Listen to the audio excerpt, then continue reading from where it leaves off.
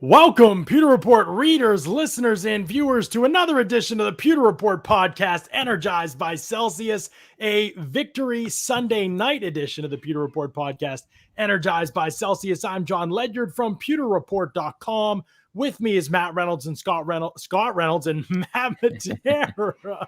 Matt Reynolds and Scott Matera. There we go on the Pewter Report podcast.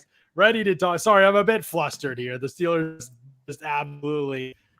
just gave up a touchdown late in the game against Baltimore. No big deal. John. Not a big deal at all, guys. I know. Yeah. Not a big deal at all. Shame. It's just awful. one of those Oh, things they're that going happens. for two. They're going for two. Realities of being a Steelers fan here. So this is live, folks. We're live watching the Steelers and Ravens, talking Bucs. Watching the Ravens try and go for two to win the game here at the end. Wow. You're going to see John Ledyard's you're gonna see live reaction here. This is exciting. Live meltdown. Just meltdown. Collapse in my chair. Let's talk about the Bucs though. They get a huge Yeah. win today. It's not necessarily a surprising win. The way that it happened at times was quite frustrating, Right. but they endured it. They played better in the second half, did what they needed to do, and they got a W, and they improve to 9-3 on the season, and they get a stranglehold on the NFC South. I mean, it's not necessarily the path you would have taken. You would have rather not lost. Mike Reynolds here too. We get the whole Reynolds clan here. Yeah, that's right. Mike Reynolds in here. Love Love it.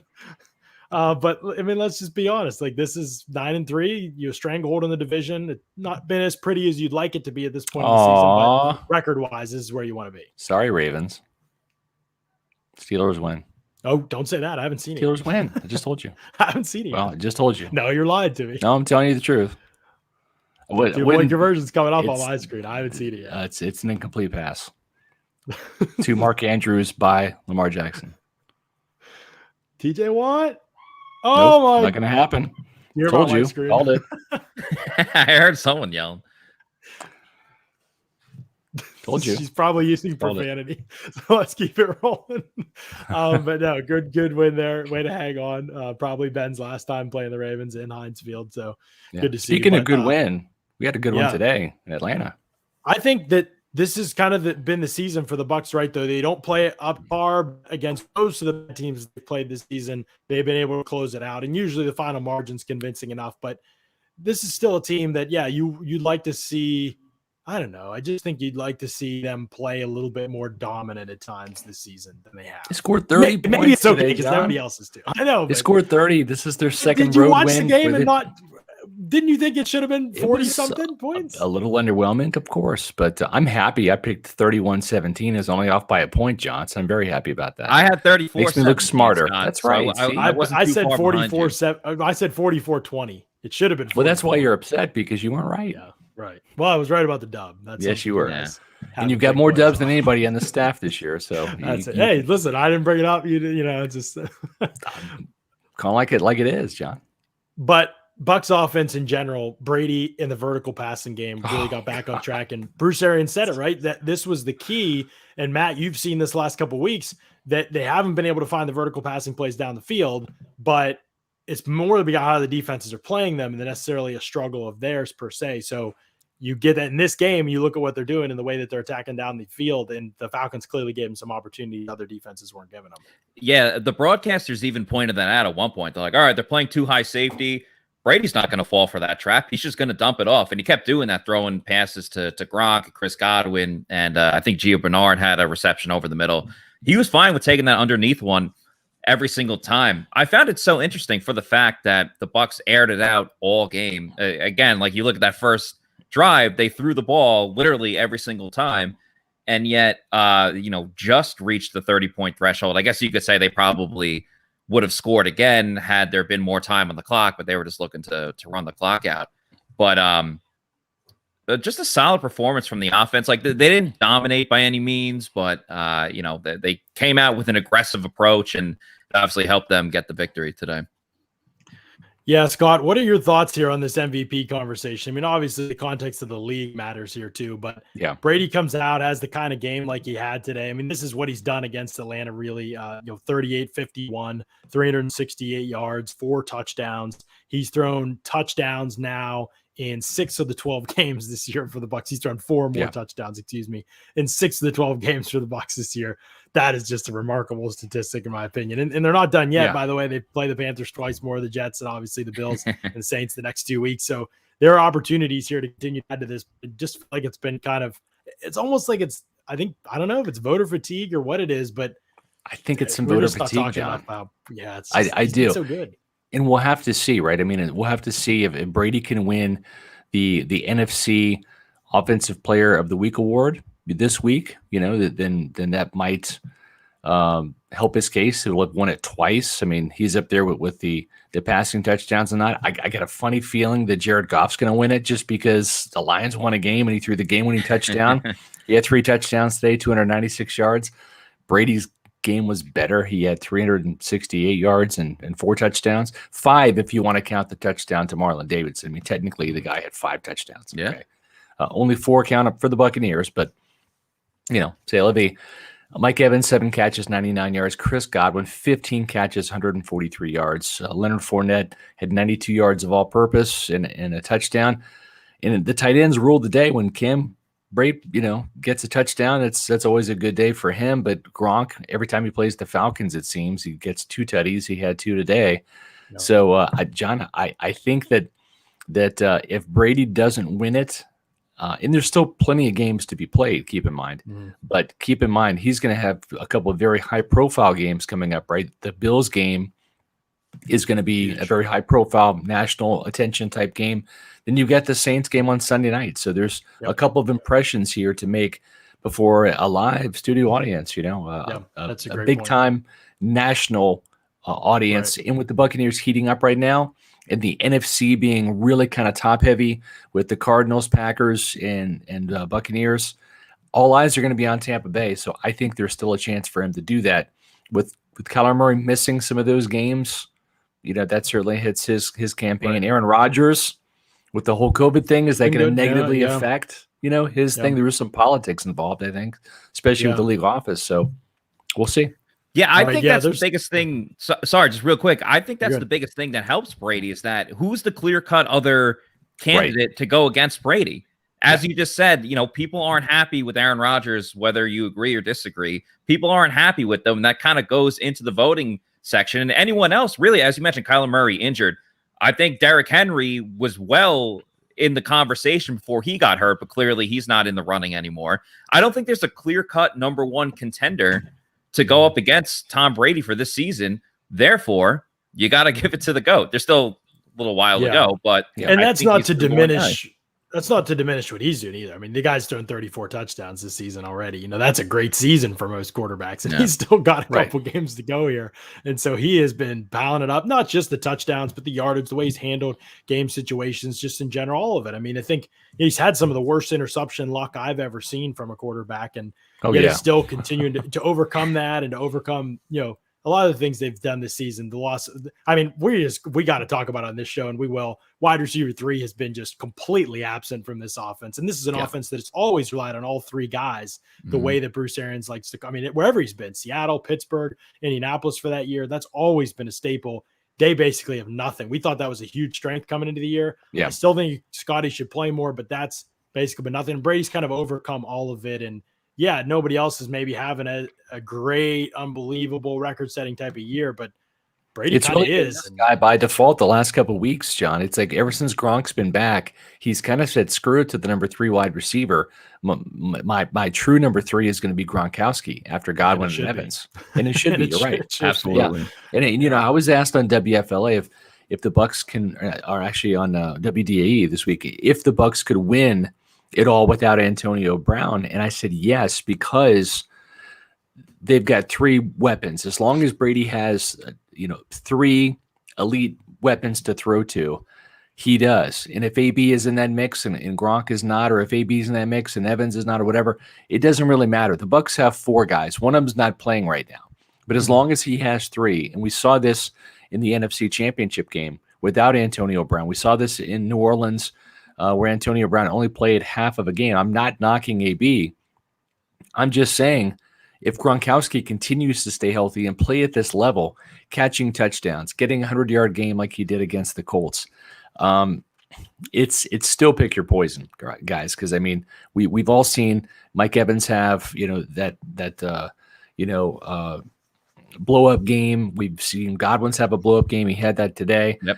Gronk's had it at any given Sunday. Any of those guys can go off. And in this case today, all three did in different ways.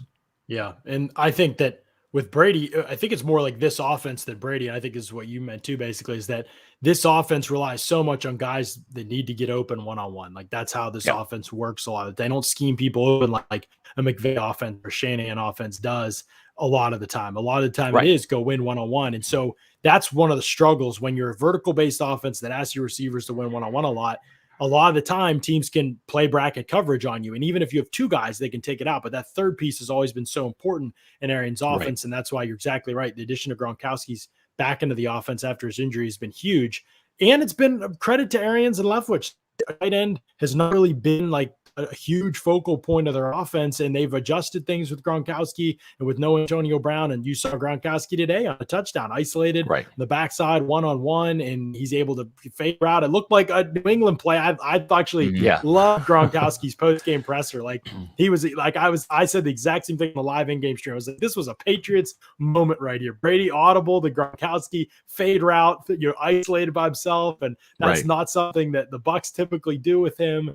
That he plays in line most of the time for Tampa Bay. And that was really cool to see the way that Leftwich, especially in the red zone, has adjusted some things. He thought other than that end of first half play, which we'll talk about, I thought Leftwich did a great job today. And it's been a big reason why, Brady's, I think, starting to turn that corner. And if we get to the closing stretch, I think you're exactly right, Scott. The Saints and the Bills, these are two huge games. They're going to be, I'm sure the Bills game will be the national game at 4 o'clock next week. And I'm sure that the Saints game, I mean, that's a night game. So that, and they're both at home. It's time for Brady to, if he balls out in those two games, he's going to win MVP. I agree. Yeah. Speaking of winning, we got some winnings in the form of a super chat from Andre. Post-game show, the promise, second week, every win, super chat. Hoping already to repeat next week. Well, we certainly appreciate that, Andre. Thank you, Andre. Is that rubles? What's the R in front of $18? I don't know what that is. I really have no idea. Yeah, I don't know. Maybe if Andre knows can tell that us. Has seen it before. Yeah, maybe Andre could let us know. Yeah, but that's pretty cool. Well, we'll make sure we try to get to all your questions here. I know we have a lot of confidence or a lot of questions to get through. I want to know fans' confidence level in the Bucs offense right now. We'll do defense in a second, but I just want to know confidence level in the Bucs offense, scale 1 to 10. Do you feel like some of the midseason, issues that kind of crept up a little bit are solved? They're really, the product of some really crazy bounces and fluky plays when they haven't put up. They've still put up 30 the last couple games, 30 back-to-back on the road. Do you feel confident in the Bucs offense? 10 being the most confident, 5 was to be in middle, and 1 being like you're not confident at all moving forward. You still feel like this is a team that will beat themselves in big moments. Where are you kind of at with that is, I think, a question. I'm going to praise a guy that I think fans think I'd criticize maybe too much on the show.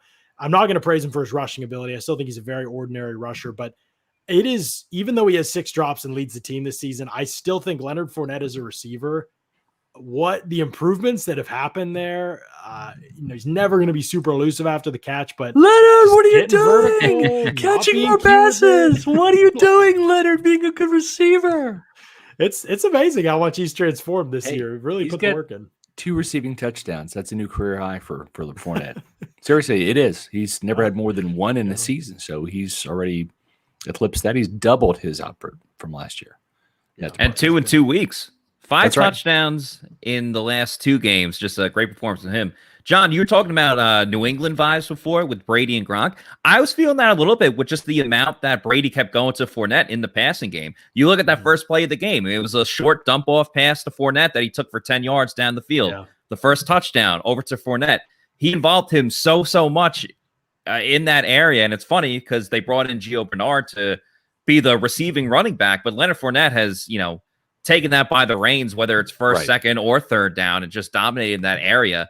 But we've long said Brady needs that receiving running back. And especially over the past couple of weeks, it really feels like that they've hit that rhythm in terms of Brady has that confidence. He can go the short route and still pick up 8-10 yards by just throwing it to Lenny. Yeah, and especially, when they blow that flat coverage like they did first play of the game, boom, you can catch it, get upfield.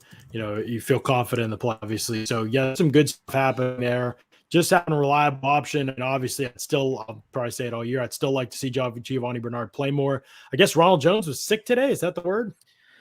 Yeah, he left the game with an illness, which I guess makes sense because the two plays that he was in, it was like a run play for 2 yards, but then that passing play was really weird. Himself at all. Yeah, because he went directly out of bounds, but he had a blocker in front of us where, maybe he gets tackled, but he could have turned it up the field and get a couple more yards. And did he watch himself on the Jumbotron and then got sick? Yeah, he just like willingly went out of bounds. I was like, what's going on here? The blocker was blocking to the outside where he could cut in, but he just kept following with the blocker. It didn't make any sense. It was quite bizarre. And then he didn't play the rest of the game. So ask and you shall receive. It's Rias? It's Brazilian currency. Okay, all right. That's good. Thank you, Andre. Thank you, Andre. We appreciate it. Thank you very much. Awesome. One of the coolest things is how many fans we have internationally. Like, there's so many people who watch internationally. Scott and I've asked before on here, and it's crazy how many of those pop up. But hit the like button if you can. Everybody in the chat, hit that like button. That's helping us a lot. And when you guys are hitting that thing, when you come in, that's helping us a ton. It's helping improve our YouTube SEO for sure. And obviously, subscribe Pewter Report TV as well. We are moving up in subscribers. We're inching our way towards 7,000. We're excited to get there. Yeah, y'all have been great with that. So we're excited about that. How about Chris Godwin and Mike Evans, Scott? I mean, this is a matchup where these two guys, they just lick their chops every time they see the Falcons. It's easy. I don't know this to be a fact. I'm still digging, trying to find out what the inside scoop is in this. I don't know. And, this has nothing to do with endorsements, nothing like that. Still trying to find out if this stuff right here, all of these awesome ingredients in Celsius in any way, shape, or form help Chris Godwin or Mike Evans. Okay. Because listen, I do know this. Celsius helps me every day. And I can feel it when I don't take it. I was completely transparent last week. Both JC and I did not have one. I think it was Monday. And we were dragging. Oh my God, it was awful. I'm not going to go through another Monday like that again. That's how Celsius is working, right? Drink a Celsius. It's got the essential energy that you need. No sugar. There's no preservatives. So that means there's no crash. So you're going to get the energy you need without the crash. That was the big thing with me with energy drinks before, is I would sit there and take them and I'd get that little rush, that little boost for a couple hours, and then boom, all of a sudden you got a sugar crash on your hands, and that just defeats the purpose. So Celsius, find out where to get them. Go to pewterreport.com, click on those awesome new Celsius banners, type in your zip code, and they'll pop up right there on your screen. And once you know which kind you like, I like the orange. I had a tropical vibe today. My prop can here is the orange sickle, which I had one of those yesterday. Just go to amazon.com. Click the subscribe and save those. They'll ship those things right to your house. That way you don't run out. And guys, you can save some money doing it too. Yeah, absolutely. That was great stuff with Celsius. I actually need one. I have not had one today on the show, and I've had one every other show, and so I'm dragging a little bit. I might get one so I can get some post-game content. Can't you tell the difference? I need it, man. I need it today. No question about it. So my mom actually texted me. She's all about Celsius. She texted me the other day. She said that feeling when you reach into the back, you think that you're out of Celsius, you reach into the back of your fridge and you find one more Celsius. Right. So exactly. She was amped up. But Steven says, did Sean Murphy Bunting get hurt again today? And this is a good segue as we talk. We're trying to find out right now. Yeah, we are in the process of trying to find that out. But yes, he did get hurt at the end of the game. I don't believe he returned. There was only a couple plays after he got hurt. And they were relatively meaningless plays. So could have been precautionary. We don't know. But it looked like a neck or head. He was kind of doing this a little bit. He tweeted after the game saying that he's okay. So we'll see what holds there, but that's kind of critical. Not that I think he's some great player or anything, but if Jamal Dean's in concussion protocol now, so it would be tough. It's not impossible, but to clear protocol for that game would be really hard for the Bills game. And obviously it's a game where you do not want to be down many corners against a team that probably leads the league and going 4 wide. You're already down Mike Edwards, and you might very well be down Jordan Whitehead. So it's going to be uphill sledding for the Bucs, no question about it, even with Carlton Davis back, which was obviously very impactful today. It was great to have. He dropped a pick at the end of the game. I really wanted him to have that one on the goal line, but I played really well. Have it too.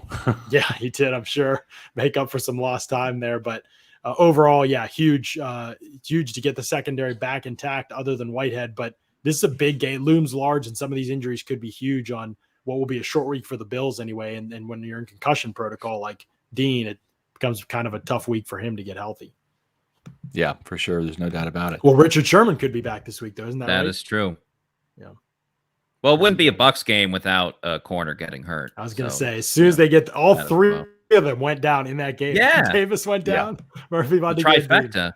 Yeah. It's incredible. What just a decimated by injuries, that position group this year. But Desir came in and he played well, didn't he? Like, he came in and forced a fumble, and I thought he wasn't a problem. You know what? He actually had 5 tackles, playing less than the entire second half. So very productive game from a run standpoint, all that. So that's awesome. Yeah, for sure. Just Me Pooh Shimmy says, started a new job last week, and guess what I found in the vending machine in the break room? A freaking Celsius. After watching the pod for a year, I had to try it. It was great. In all capital letters. Love to see it, Just Me. Yep. Love to see it. No That's doubt great about stuff. It. Thanks for sharing. Made a guys. big play, and here's my question for you. We'll go Matt first, and then Scott, I'll go over to you. But this defense right now, can it survive as dependent upon splash plays as they are? They got, 5 sacks today, forced the big turnover off Desir. Can they survive with the Desir punch out? Can they survive with basically splash plays? I mean, Falcons moved the ball at ease, were great on third down, converted a bunch of third and longs, got inside Bucs territory on almost every drive. This was until the splash plays happened for the Bucs defense. I mean, you take all the Falcons plays, there was way more good bad, but the bad ones just hurt them so much. Matt, you kind of froze out there, but to answer the question, no, I don't think the Bucs defense can survive on making these splash plays, especially if you make the playoff. Well, they're going to make the playoffs, but when you make the playoffs and you play a quarterback like Aaron Rodgers, you're not going to get those splash plays. You can make them against Carson Wentz. You can make them against a Falcons team that tends to hurt itself almost as much as the Bucs do. But I mean, I give the Bucs credit for, they only allowed 10 points, and anytime a Bucs defense, knowing the offense that Tampa Bay has, anytime the Bucs go out and only allow 10 points, you're more than likely going to win the game. But they were not good on third down. They were 6 of 16 trying to get stops on third down. And they allowed 2 3rd and 14s. One was a holding penalty on Carlton Davis. The other, the Falcons actually converted it with the pass down the field. That absolutely cannot happen. There was another situation where the Bucs had the Falcons 2nd and 18. They ended up converting that on third down. You cannot, and this goes back to the Indy game. You can't be in these situations where you have them pinned back 3rd and 14, 3rd and 15, and you allow them to convert that third down and move the ball down the field. It's not going to work against Buffalo, Green Bay, teams like that I just talked about as well. And then the last thing I want to say too, forgot where I was going with it. So, I'll just say this. If you look at some of their losses this year, right, they have not gotten the sacks and not gotten the takeaways, right? Didn't record a takeaway, in Los Angeles.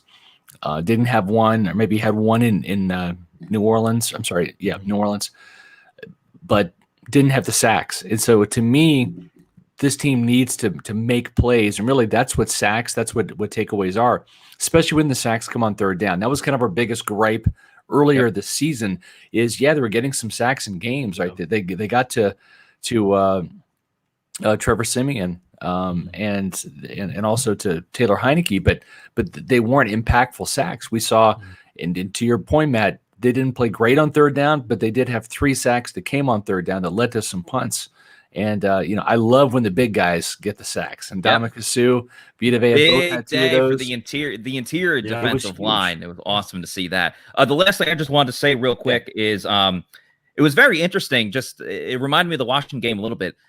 Atlanta had 3 drives where they had drives of 15 plays, 11 plays, and 11 plays. So double-digit drives. Yep. And they only scored a combined total of 3 points on those double-digit drives. Just a crazy stat. And again, where for the Bucs, you don't want to be in that situation, but they got lucky in terms of only allowing 3 points on those long drives. Right. Yeah, and I think too that as long as they continue to make those plays on defense, because really those plays are just like touchdowns for the offense, right? I mean, that's why the big name players get paid the big cash, is to make big plays. And we saw them rely on those takeaways in Indianapolis last week, and they relied on the sacks more so today. Only 1 takeaway on defense, but it was a big one. So, yeah, I think that if the Buccaneers have a game where they don't get any takeaways, or maybe one takeaway and one sack, depending on the opponent, they're probably not going to win because that's not playing complementary football. And I think that this defense is predicated on making some big plays. Todd Bowles wants to stop the run, to force teams to throw the ball because that's where he thinks that his pass rush can get home. Doesn't always work, but he thinks his pass rush can get home and that they have enough guys on the back end, a Levante David, a Devin White in coverage, and just thinking that's what Todd Bowles thinks. I'm not necessarily subscribing to that when it comes to White, but Antoine Winfield, who I thought had a slow start but finished really strong today with 10 tackles. I think that that's how this defense is built. Stop the run, and they want you to pass because of the Shaq Barretts, the Ndamukong Suhs, the Vita Veas, the Levante Davids, the Antoine Winfields, the Carlton Davises. That, I think, is the strength, is when those playmakers can make some plays. And they'd love to have Devin White join the party.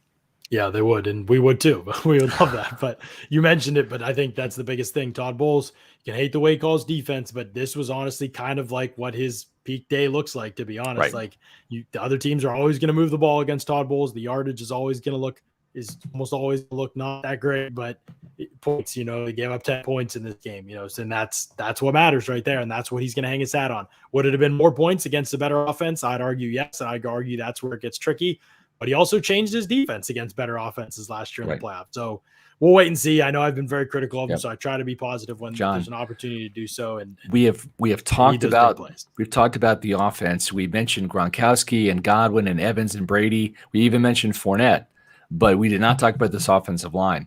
This is now the third time in the last 4 games where they have not allowed Brady to be sacked. And even though, Brady only got hit in the Washington game, that was enough. But I thought the protection today was absolutely picture perfect. He looked comfortable in the pocket. He had all day to throw when he wanted to. He hit some plays down the field. It wasn't just check down Charlie, because even though the Falcons were playing a lot of cover 2 and a lot of coverages designed to have Brady check the ball down, he was able to hang in the pocket a little bit, allow Chris Godwin to get behind the linebackers in front of the safeties, make a big 36-yard catch and run. Mike Evans, the same thing down the sidelines. This offensive line has just been absolutely fantastic. Oh my! I wrote about Donovan Smith, and I mean, he was coming out for blood today. I'd love to go back and look at the film. I saw him really kind of work over Dante Fowler a couple times, but I love the pride with Donovan Smith is playing right now, because he gave up 1 sack. It really wasn't his fault. It was more Brady for hanging onto the ball in week 2 against the Falcons. He avenged that sack today and had another dominant performance on the heels of a great performance that he had in Indianapolis last week. Yeah, for sure. They're one of the biggest reasons why the Bucs offense was able to find big plays. They've been unbelievable this season, and hopefully they can all continue to stay healthy. Marpet getting him back in the lineup was huge in this one, obviously. Speaking of big plays, you can make a big play yourself when you go to livinggolflife.com and you get one of these unbelievable polos, hats. Check out all the stuff they have on their site. Matt, there's some stuff that you've loved that you've been able to find over at Living Golf Life. Oh yeah, the trucker hat, which I'm wearing right now. Big fan of that. I've gotten a lot of good use out of the glass mugs that they have.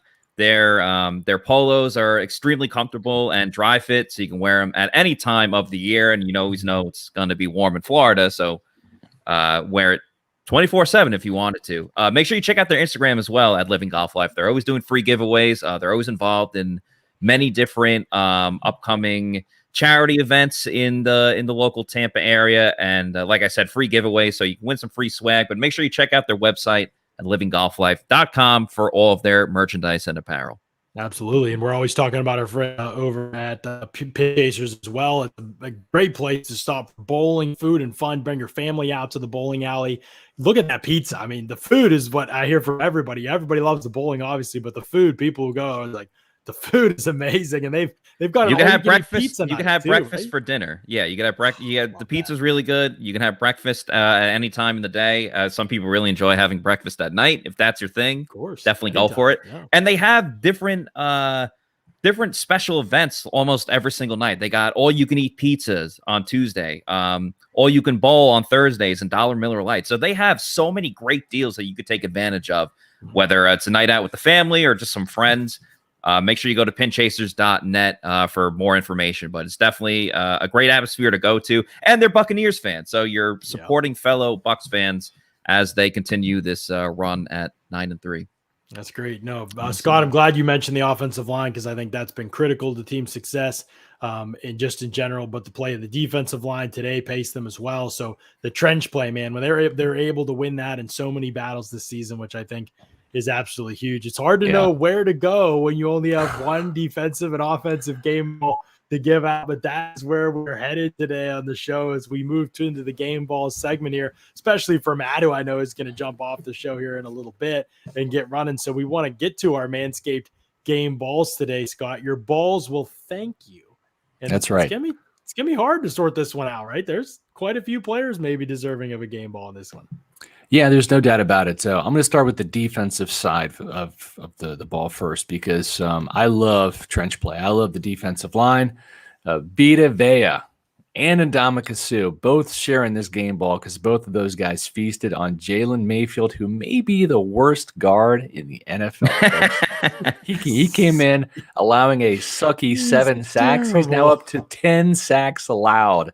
How many games have the Falcons played now? 12? He's averaging a sack a game. That's pitiful. That's pathetic. But listen, Vita Vea feasted. I was actually talking about him in the pregame show, critical of Vita Vea for not finishing, right? And that's one thing JC Allen and I were talking about in the pregame show. And it really had the, I'm not saying that Vita Vea listened to the Pewter pregame show, but I'm not saying he did neither. Okay. So I think Vita Vea, that's certainly an instance where he finished today and Ndamukong Suh finished today like he has. He's now up to 6 sacks. That matches what he had last year.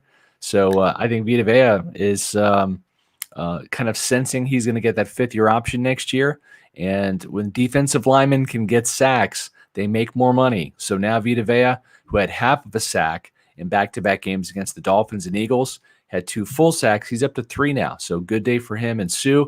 On the offensive side, gosh. A lot of players to pick from. Yeah. Listen, I got to go with Brady. This guy's mastery over the Falcons is just next level. 10-0. Right? He just doesn't lose. 10-0. And what he's been able to do for this Buccaneer offense, going back to Atlanta last year, guys, right? Remember that the Bucs trailed 17-0. That's something Brady brought up in the press conference today. And trailing 17-0, scored 31 points in the second half to come out and win.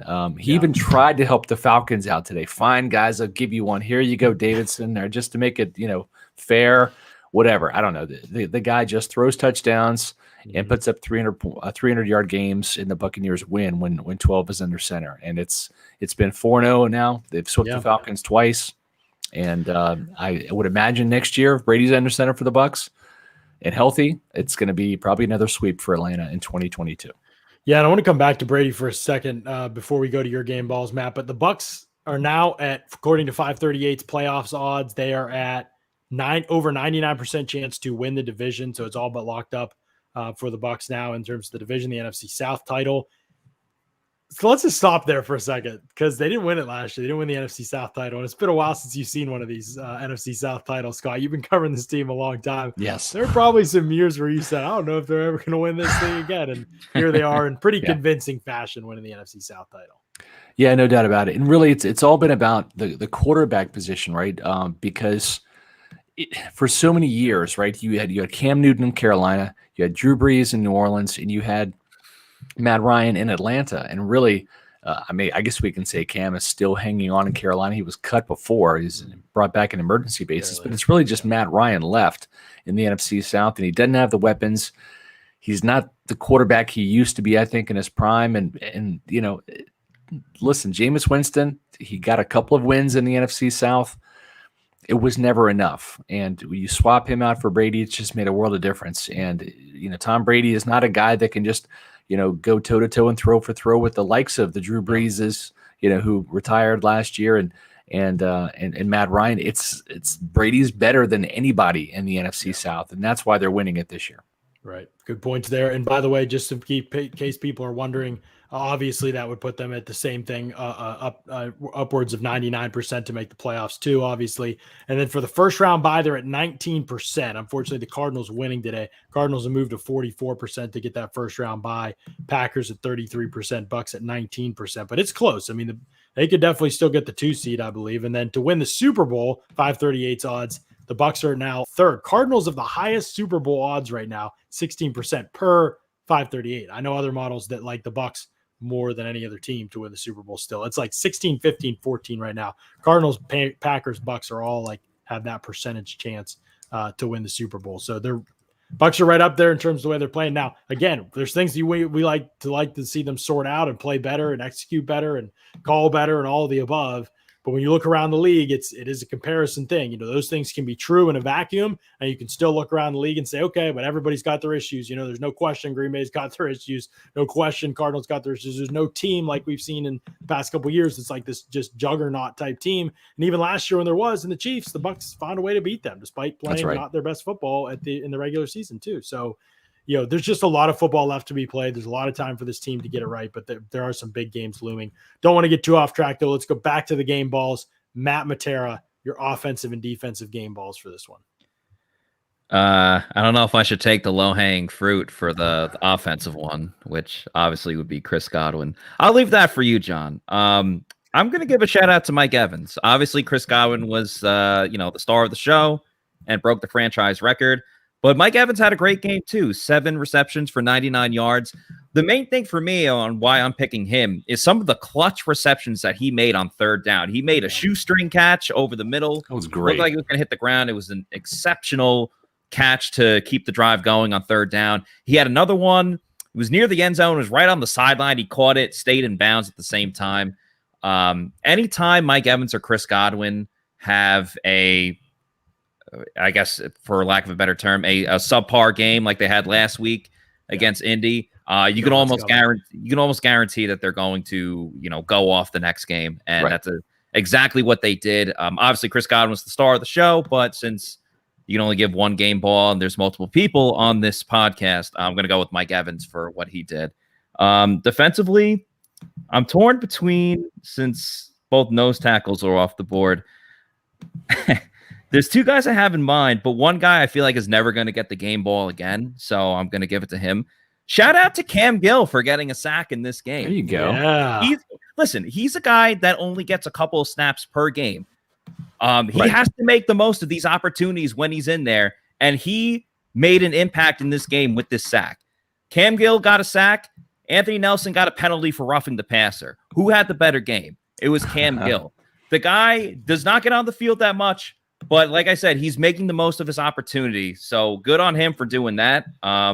When you're in there, you got to make a good sack too. A good sack. Yeah. He beat Jake Matthews. Like, I know Ryan might have been a little deep in the pocket, but it wasn't. When he's playing, he just looks like he wants it more than some of the other backups. Yeah, that's how I feel about it. I'll tell you too, Matt. That's a great point because going forward, they may not have Jason Pierre-Paul next year, right? I don't think they should bring this guy back at age 32 with the injury history if he wants a huge chunk of change. Now, if JPP is willing to come back for maybe half of that, in a 1-year deal, maybe $6 million rather than 12.5, I might be interested. But if Joe Tryon-Shoyinka is the starter next year in place of Jason Pierre-Paul, having a guy like Cam Gill who's kind of coming on a little bit as a pass rusher, and listen, in limited snaps, he's got 1.5 sacks. I mean, he's a designated pass rusher. He's getting home. He only is 1 sack behind Jason Pierre-Paul, who has 2.5. And I know JPP, guys, I mean, I know he's playing with an injured shoulder, but at the same time, if you're going to be out there playing and you're going to insist on playing, then you're ripe for criticism too. And JPP has just not played well.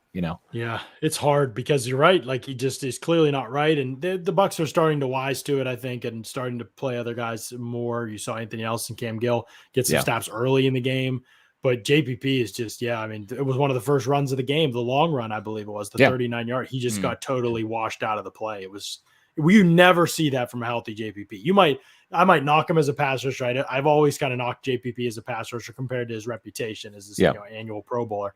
To me, he's never been that level of a player as a pass rusher. But as a complete all-around player, as a guy who never dropped into coverage, went to Tampa Bay, learned how to do it, and actually was half decent at it for a defensive end in coverage, like that kind of stuff. Yeah. Like he was always good against the run. He always saw screen passes and ran them down out on the perimeter from his end spot. Like, those kind of plays just are not there right now. He can't make those kind of plays. It is what it is. It sucks. I think he could be a totally different player if he gets the shoulder fixed, but his age is a factor. And you're right, Scott. You can't be pursuing this guy in free agency. So the fact that Cam Gill has stepped up and Nelson has looked better. I mean, he's always never going to be a starter, but those guys might be suitable depth if you can bring in another young guy. Right, exactly. I think you got to draft another guy too to keep the hopper going with young pass rushers, right? Because I mean, Shaq Barrett will be 29 next year, still playing pretty good football. But the thing is Joe Tryon-Shoyinka, he's been getting on the field more, but we've seen it more inside, just simply because JPP is not effective with that torn rotator cuff going against a center guard double team, right? In nickel pass rush situations, so you have to put JTS inside. And I think that's really stunted his growth because I think I texted you earlier today, John. JTS looks like he did back at UW as a freshman or sophomore, kind of just running around trying to make a play. To chill out. Yeah, just not knowing what's going on. But he's like a bull in a china shop because he's not used to playing inside, so he's having to figure this out at the NFL level. He didn't get any inside rush reps during the preseason. So this is all brand new. And you can only practice this so much on the practice field when you're up to game speed on Sundays going against, guys that aren't your own centers and guards. It's just different. And he is learning on the fly and he is just kind of like treading water right now as an interior rusher. Yeah, he should have had a sack today. I texted you guys this today, but JTS, I mean, 6 at least if he just makes tackles. That's how close he's been. Vea knocked him off another sack. So he could have 6 or 7. I think he has 3. Right. I mean, he's been better he's than so the sack close. numbers. But again, he had Ryan today. You got to wrap. That wasn't even like out of control, or he had Daniel Jones. Like those guys are wrapped up. You got to get him on the ground. That's kind of a fluky thing, I think, in those situations, but it's hit him a couple times. Still showing a lot of good things. He won a couple times as an inside rusher again. And he's getting some pressure. He's being disruptive, right? It's not like he's getting blocked. It's not like he's losing battles. He's just not finishing. And it kind of reminds me a little bit of Carlton Davis. The first 2 years, and Matt, you've been in this market. You covered for Pewter Report. The first year for Carlton Davis, he was like an inch away from making plays, and he was getting up touchdowns. Catch. And he could not catch. Yeah. Second year, he was breaking up passes, but he couldn't catch. Third year, he finally could catch the ball. So there's a progression, right? And I think we're seeing this with JTS.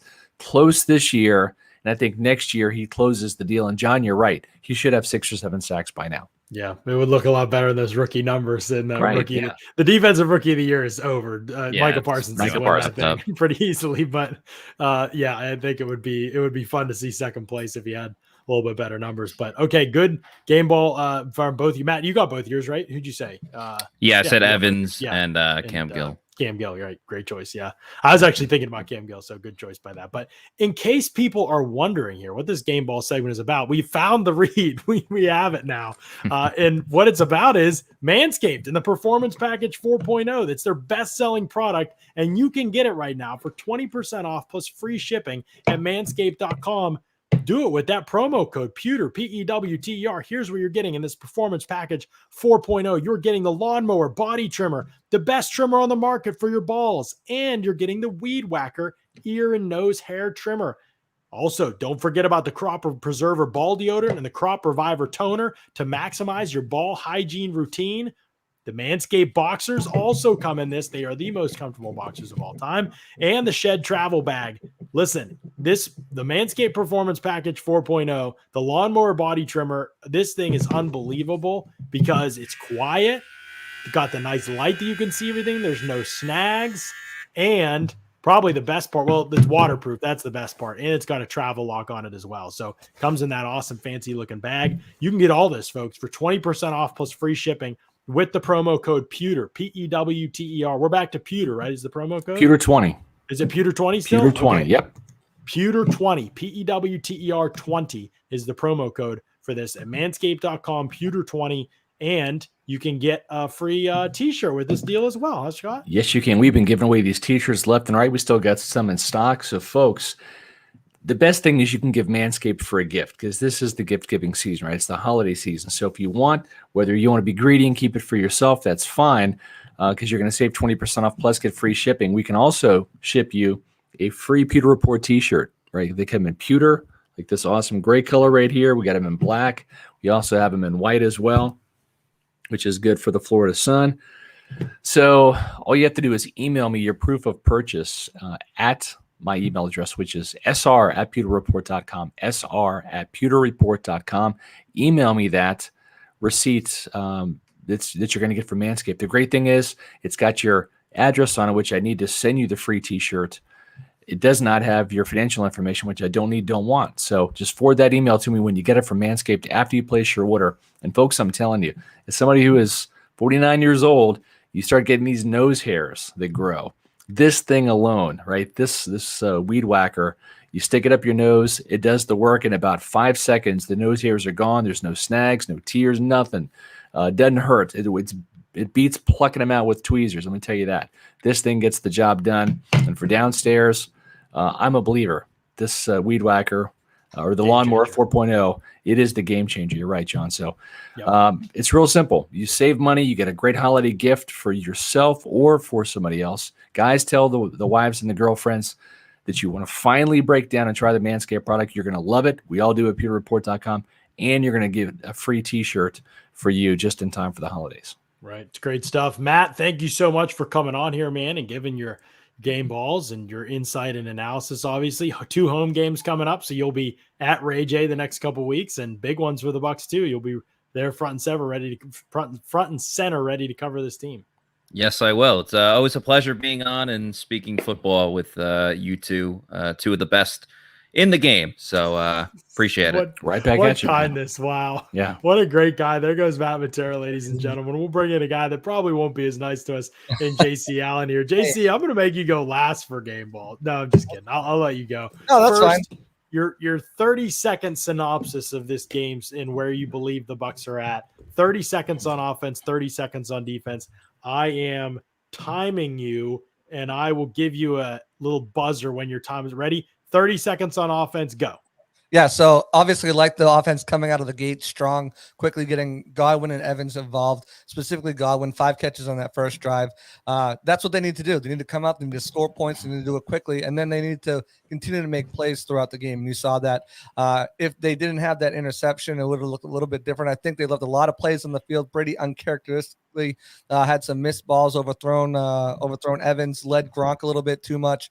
But I think if they can continue doing this, getting that running game a little bit more involved and less predictable on first down, I think they'll do fine.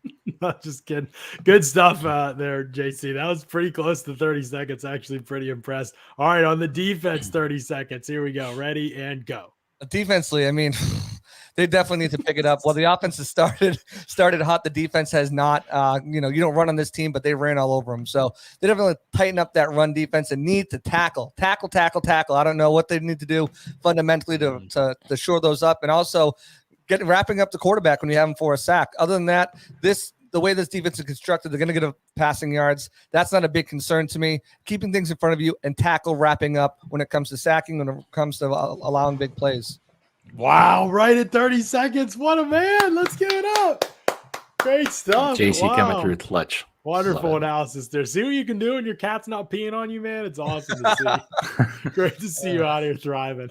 Anybody who doesn't understand that joke, go back and watch last Monday's show.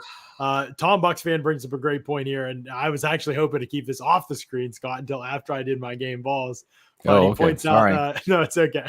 He points out Ndamukong Suh's 6 sacks this season as a defensive tackle, and he's piled them up lately too. And some of them are coverage sacks. The first one today was, but the other one, man, I mean, he just ran right over Jalen Mayfield. It was awesome stuff to see. And what's been fun was that was one of the first times, we talked about this earlier in the week, Scott. He barely plays at right defensive tackle. Yeah. JTS has played almost all his snaps when he's had inside at right defensive tackle. Right. They moved him to the left side spot and had Sue play over Mayfield intentionally. Eyeing up that matchup, I think. You're exactly right. It's kind of funny because we were talking about this, and I do the keys, the matchups to watch every week, my SR's Fab 5. You and I were talking about this, and you pointed out how Sue has been playing mostly on the left side since Vita came back from that injury. And it's true. And I said, that makes some sense there. The reason why I initially picked Sue on that side is because if I'm Todd Bowles, I would want that matchup because wherever Vita Vea goes, they're going to double, right? So might as well take away your best guard, which is Chris Lindstrom, right? And have him rush against him and Hennessy, the center, have them draw the double team. Then you ISO your weakest link, which is Mayfield one-on-one against your better pass rushing defensive tackle in Sue. As it turns out, both guys feasted today, right? 3 combined sacks against Mayfield. Mayfield's it didn't so matter. Bad. He sucks so bad. Oh my God. We're trashing this. Watch him come out next year and look like an all-pro after we just trashed him. You know what? Maybe this exactly. Do it next year. Today was not his day. We'll worry about tomorrow. But today he sucked. And we said that in the pregame too. I mean, I mentioned that, JC. Yeah, Scott texted yesterday. He's like, "How did they not get a sack on Mayfield in the first game? He had like a pass protection grade from PFF of 6.4 or something." Yeah, terrible. I can't get his PFF grade tomorrow. Yeah, it's gonna be fun for sure. All right, JC, your Manscaped game balls. I'll let you go first. Who you got? Offense, defense. Who did Matt take? Don't remember, man. You know why? He took Mike Evans and he took Cam Gill. You know why John didn't remember? Because he didn't have a Celsius today. He admitted it. Just like you and I, JC, on Monday, we were dragging so hard because we didn't have this tasty beverage. But John made the rookie mistake of not having one today on a game day of all days. Go figure. But after I talked on the air for 5 hours. Yeah, what are you thinking? Content afterwards, man. That's a rookie. Great. That's a rookie move. That's a Jalen Mayfield move right there. I'm changing my name to Jalen Mayfield. Listen here, Sonny boy.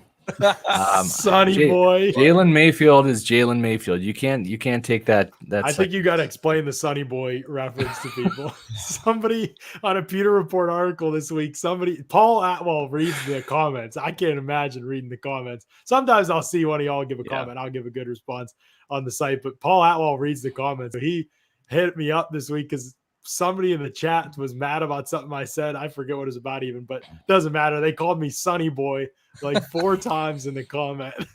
Incredible.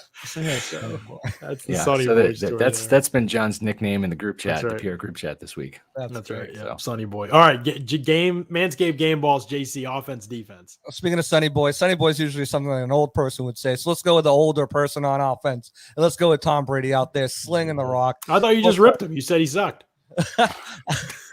4 touchdowns. No, but there was definitely some plays where I think that Tom would like to have back, and they would have been able to score more points. But you still can't deny what the dude's doing at 44 years old, out there consistently on a week in and week out basis. 4 touchdowns, over 300 yards. He's currently leading the NFL in yards and touchdowns. He's just had a resurgence down here in Tampa, and it's continued this season. And I mean, if he's not the winner of the MVP, then this is such a political award this year because he deserves it by far and away. But the game he had, easily. You could have went with a lot of players on offense, but I'll leave the layup for you guys, and I'll go with Brady here.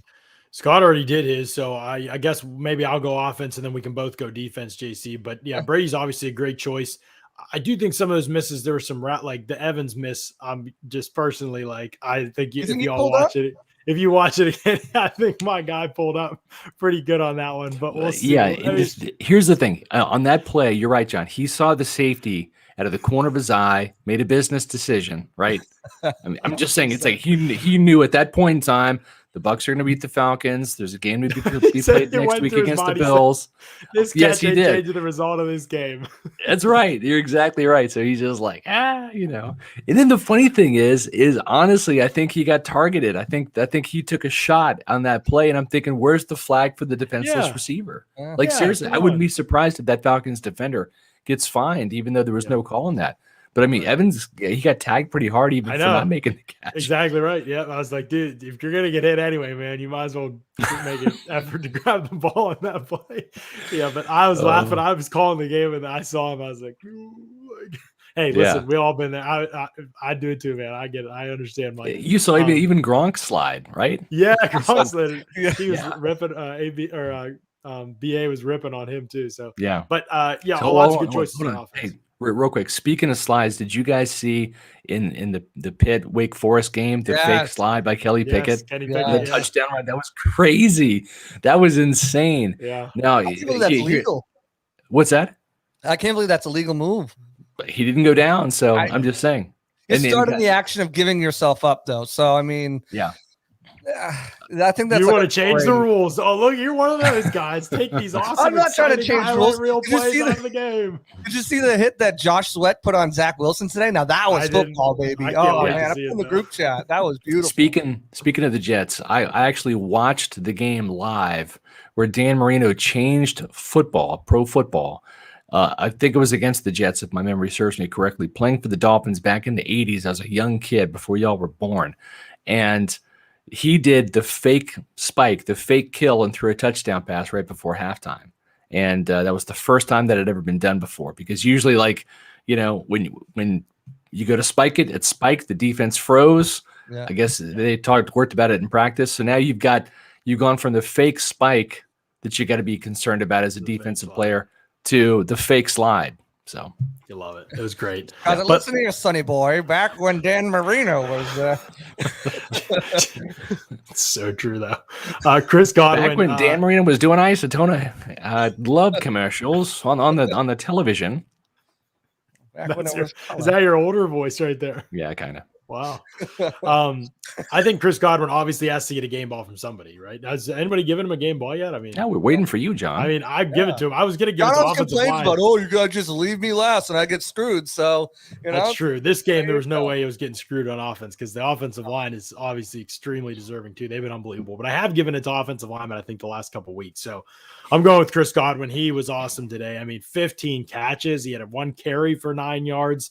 He went out of the game with an injury, and they said, we don't care. We got nobody else that can play this position. Get your butt back in there and keep making plays. So, I mean, they basically use him like a running back with these like long handoffs, basically these passes, these quick hitters, screens and smoke routes that he And runs. run And passes. look, yeah, and actually Yeah. runs too. So, I mean, but yeah, he played awesome today. The contested catch right here was an awesome play. He has not gotten many contested catch opportunities this season. Last year, I feel like he even got more. They need to get more of that going with him. They need to get him isolated one-on-ones more often, especially if teams are going to focus coverage on Evans, which I don't think anybody's really doing that much anymore, but maybe in the red zone. But Godwin's got to have those opportunities. And if you give him more 50-50 balls, he will come down with them. Yeah. That's not necessarily how Brady loves to play, or how most good quarterbacks, I should say, love to play, but you got to recognize the opportunities when they're there. Brady recognized that there, gave him a chance. Yeah. He was awesome in this game. Just a phenomenal performance by Godwin. And then defensively, JC, what do you got? I just want to say, speaking of contested catches, let's give it up for Cam Brate. That was an amazing Yeah, catch. right. that he Catch, made. great catch from That him. was that was Cam Brate was channeling his inner Gronk on that one, right? He's just like, right. I've spent enough time around Gronk. I'm gonna let the power of osmosis work. Just, I sit next to the guy in the lunchroom, next to the guy in the film room. Our lockers are next to each other. I'm just gonna act like Gronk can go up and get one. And boy, he sure did. That was a great play. yeah. Gronk and the O-line definitely deserve honorable mentions too on offense. I mean, four tutties in 2 games against Atlanta. He's an absolute beast. But defensively, there's a couple people you could probably give it to. Looking in the interior line, looking in the backfield, defensive backfield. I don't know if someone's given it to him yet, but I'm going to give it to Carlton Davis for going out there and just being an Yeah, he played well. absolute study. At that one play where he just kind of like manhandled the guy and got called Yeah. for the holding penalty. But two Honestly, passes- there was a great press cut rep. He just owned him so much that they ended up throwing a flag because it was that dominant. He was pleading his case after that too, saying that exact same thing, John. Yeah. 3 pass Just like, deflections. it's not my fault. I'm that fumble much better. recovery. Yeah. Yeah. He Made a couple played great lights plays, out. pass deflections. Yeah. It kind of sucks that last play, like one of the last plays of the game, he was in coverage. And that throw by Ryan was like a total lollipop, but he turned around to play it, and it was like behind the receiver and underthrown. It was like a double whammy, and He had 2 he just chances couldn't on that find last it. drive. Yeah. Yeah, that Guys- was a And then, very well, I weird mean, he play. did miss. Who didn't miss Cordell Patterson? He had a clear shot at him at one point. But I think for coming back and playing how he did, and we'll get the snap count tomorrow. Obviously, he came out with an injury for a play, but I'm very interested to seeing how many plays, how much he was actually on the field, because he looked just like Carlton Davis. It didn't seem like there was any rust from missing all the way from week 4 was it? So yeah, he looked good. Guys, we're talking about Cam Brate and Gronk real quick. I don't want to get in the way, but I'm going to pull a Mark Cook, may he rest in peace, and do a captain interruption right here. This is a good point. Big MGM. Cam Brate's touchdown felt like Y'all better not keep OJ over me next year type of catch. Cam Brate's problem is what it's always been over the last couple of years. He makes too much money. Set to make over $7 million next year. If he remains in Tampa, it won't be for that much. They're going to force him to take a pay cut again. But it don't matter. They'll ask him to take a pay cut, and he'll say, "You want me to play for $2? Yeah, if I get to stay in Tampa, I love it." Exactly, right? I get to still play on the same team with Ryan Griffin. Yeah, I love it. But that's my point, though. Coming out of the tunnel today, Brayton Griffin. They did the slow-mo shot of Brady coming out of the tunnel, and Griffin and Brady are behind him, like hitting each other, running out of the tunnel, and like just totally goofing around, and like they're in the background, unbeknownst. They're like, "We're still here," you know. But the thing is do you think that Brate's going to be back as the number 2 next year? I mean, OJ Howard really has been nowhere to be found over these last couple of games, certainly as a receiver. It just seems to me that Cam Brate, given some of the limitations he has, just has a rapport with Brady, is a better red zone threat, is more consistent. He's not the blocker you want him to be.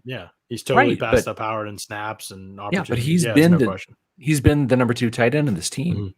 Mm-hmm. Yeah, he will be. I'm sure he'll take the cut and finish his whole contract out next year. I bet they keep him and they let OJ go. They save some money on Braid and sign him. He plays for cheap again. And he's not been great this year, but he's better than Howard. 2 team options for the next 2 years in the recent restructure of his contract. Yeah, he'll restructure. He'll stay here. He's a lifer. I don't see him going. He is Tampa Bay. Well, no, he's not. Let's be clear. He's not restructuring his deal. He's taking pay cuts. There's a big difference.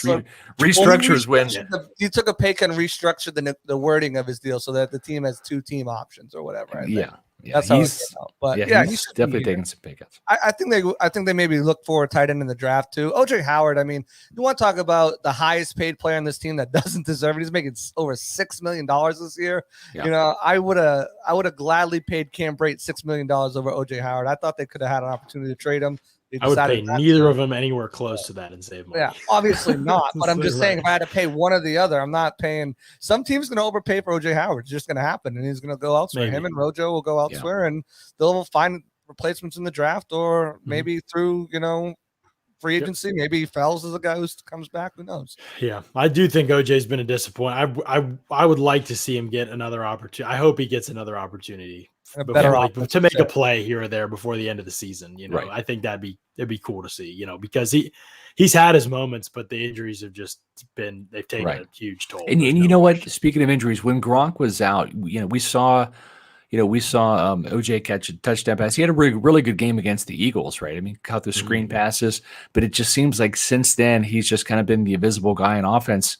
And you kind of, compare that to how Brashard Perriman, when he had the opportunity to step up and be the guy when Evans and Godwin were out back in 2019, he did 3 100-yard games, a handful of touchdowns. I mean, he really stepped up and took over. And I was kind of waiting for OJ Howard to become that guy. Like, okay, OJ, you've had a couple games under your belt now.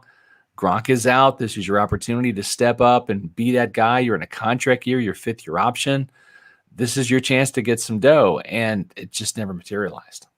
Yeah, it kind of is what it is at this point. And Tom asked what kind of draft compensation. It's going to be day 3 picks, Tom. I'll be pretty positive of that, the day 3 type of compensation. Yeah. And plus, it depends on other free agent moves, and there's a lot of variables. So we'll get to that when it comes. Let's do my defensive game ball. I'm going with Ndamukong Suh. I'm giving him his props. He deserves a game ball. He's played awesome, man. I think he's had a great little stretch here. It's not just the sack numbers, but just in general, he's been a force. He's playing well. He's playing with a lot of energy. It's kind of crazy. Like 6 sacks already for him.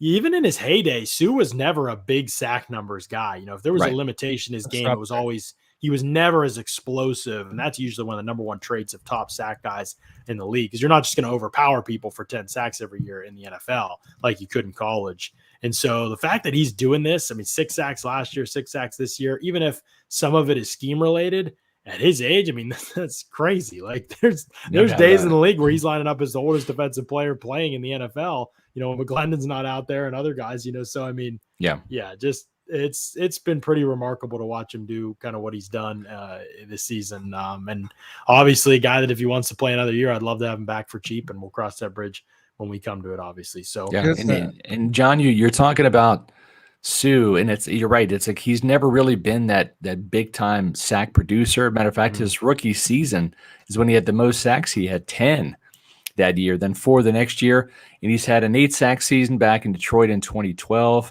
an 8.5 sack season in 2014. But really, since then, it's the 6 he had in 2015 and the 6 he had this past year, and then you mix in a bunch of years where he had 4.5 or 4 or 6. But with several games left, I mean, he could approach 10 sacks this year. That would be something. It really would be. It would be wild. It would be wild production to see at his age, no question about it. So, speaking of production, we've put up like 7 articles of Pewter Report after this game. Hopefully, we'll have more coming on the way. We'll look through the transcripts, more coming tomorrow morning. Snap count analysis will be up. Scott will have 2-point conversion going. We'll get the Monday morning mailbag up there as well. There's lots of content coming your way. And there's content coming your way right here on YouTube, too. Make sure you're subscribed, Pewter Report TV. We'll have hopefully another X's and O's video this week. Again, Paul is thinking about a video idea as we speak. So I'm thinking about video ideas as well once I get a hold of the tape and get to look at it for later this week. So it's fun stuff coming up on YouTube. And obviously, the regular podcast is going to be here as well. So make sure you're subscribed, Pewter Report TV. We'll be live tomorrow, Monday, 4 p.m. Eastern. We'll have Victory another show Monday for you. Victory Monday. We'll break down this game more in depth. We'll look at some of the numbers, lots of stats. We didn't talk about that play before the end of the first half. We're going to talk about that on the show tomorrow for sure. We kept today mostly positive. Tomorrow we'll talk about some of the concerns maybe we have moving forward and positives as well, obviously. So make sure you're subscribed, Pewter Report TV. And lastly, before you leave this video, man, hit the thumbs up button, hit the like button on our videos. Help us out in that way. That does a lot for us, helps us out a ton in terms of YouTube SEO. And spread the word, man. Y'all are our best advertising. Tell the people. Tomorrow, on tomorrow's podcast at 4 p.m., we're going to start the show off in the first, we'll call it the 10-minute mark. So make sure you're there. Make sure you join us tomorrow. We're going to do a roll call. We want to find out where you guys are coming from. So we want to, what state, what city, if you're in Florida, what country. So we're going to do a roll call tomorrow at 10 minutes into the show. So we want you there on our Victory Monday podcast. Represent from where you're from. We want to see it. Our audience keeps growing. As John mentioned, over 6,000 subscribers on our way to 7,000. Thank you all tremendously for subscribing to Pewter Report, for hitting that like button, and for visiting pewterreport.com. We're having a record year traffic-wise. It's all because of you. Thank you, Bucs fans. Yep, you guys have been awesome for sure. So we will be back tomorrow, 4 p.m. Eastern. We're excited for it. Thanks so much for tuning in and listening to another edition of the Pewter Report podcast. Out.